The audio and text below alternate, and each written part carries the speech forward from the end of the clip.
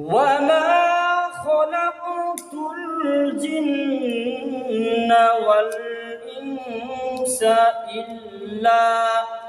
إلا ليعبدون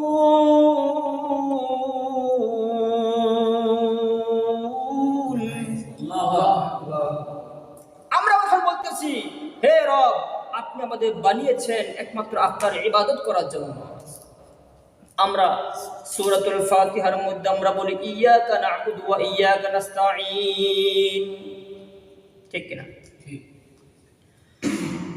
মুসলমান বন্ধুরা আমার, যে কথা আমি আপনাদের সামনে আজকে বলতেছিলাম,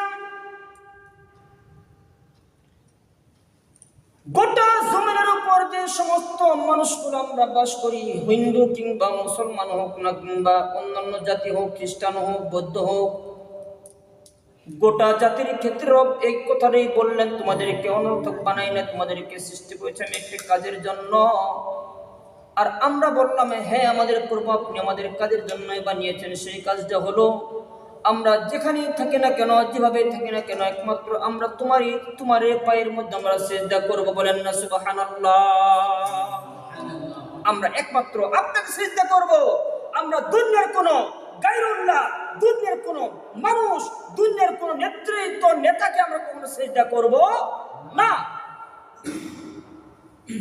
আজকে বাংলাদেশে দেখা যাচ্ছে সবাই যে যার মাথায় তেল বেশি তার সবাই তেল দেয়।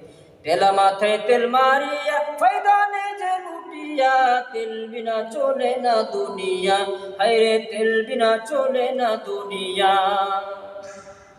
যার মাথায় তেল বেশি তারই তেল দেয়, কিন্তু নবীজির তো আদর্শ এটা ছিল না। নবীজি বলছেন, তেল যার মাথায় তার তো তেল আছেই, যার মাথায় তেল নাই, এক কথায় যে সম্পদ নাই, যে নিঃস্ব, যে গরিব, যে অসহায়, তোমরা তাকে সাহায্য করো, তার পাশে থাকো। আর তোমরা শুনে নাও, ইন্নাল্লাহা মা'আস সাবিরিন, ওই ব্যক্তির সঙ্গে আমার আল্লাহ তাআলা আছেন। বলেন সুবহানাল্লাহ।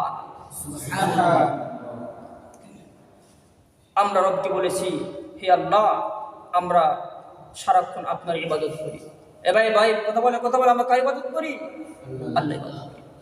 কিন্তু কথা হলো, যখন মুয়াজ্জিন সাহেব আযান দেয়, হাইয়া আলাস সালাহ,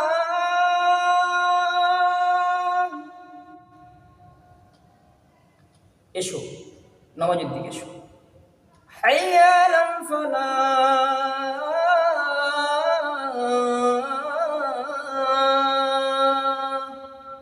এসো কল্যাণের দিকে এসো, নামাজের দিকে এসো, কল্যাণের দিকে এসো।